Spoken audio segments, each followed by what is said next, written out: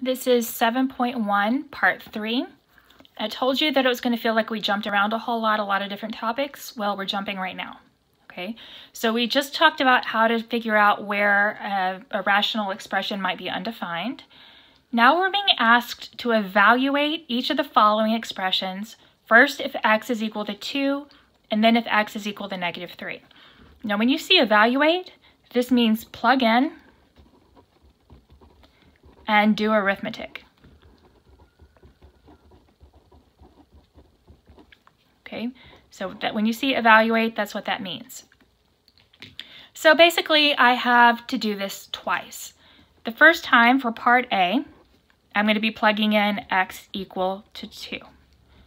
So when I plug in here, and just be careful about parentheses and things like that, this is 2 times 2 squared minus 4 times 2 over 3 times 2.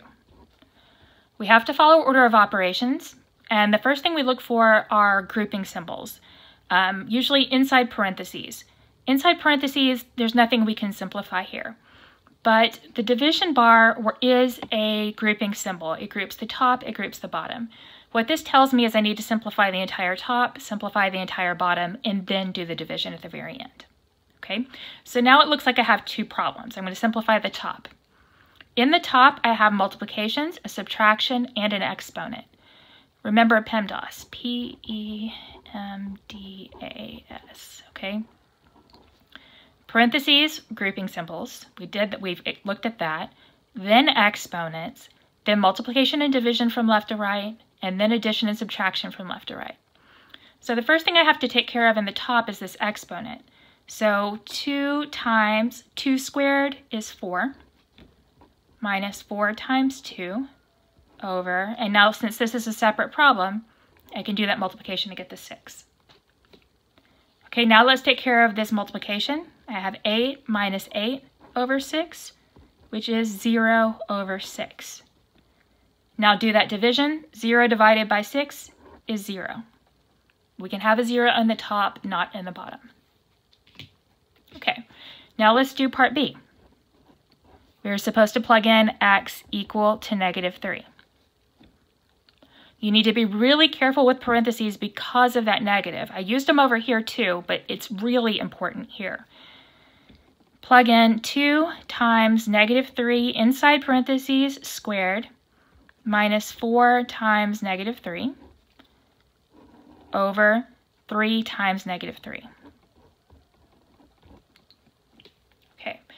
Remember, when you're squaring something, squaring a negative number in particular, parentheses are critically important.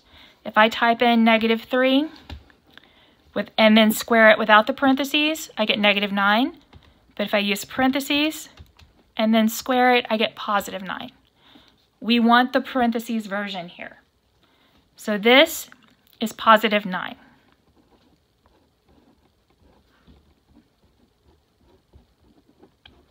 Okay.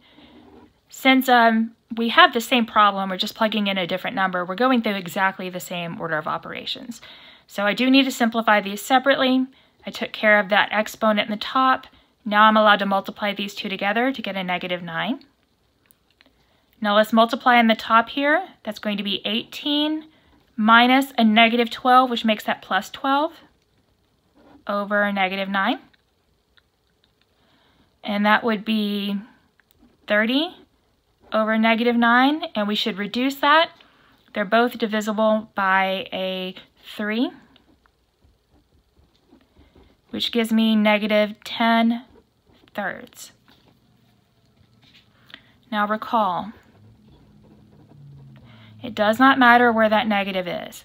-1/2 with a negative off to the side is the same as the fraction with the negative in the top, which is the same as the fraction with the negative in the bottom. It's all divisions, and it doesn't matter which one is negative because you get a negative answer any which way. We tend not to see the negative in the bottom for whatever reason. Okay.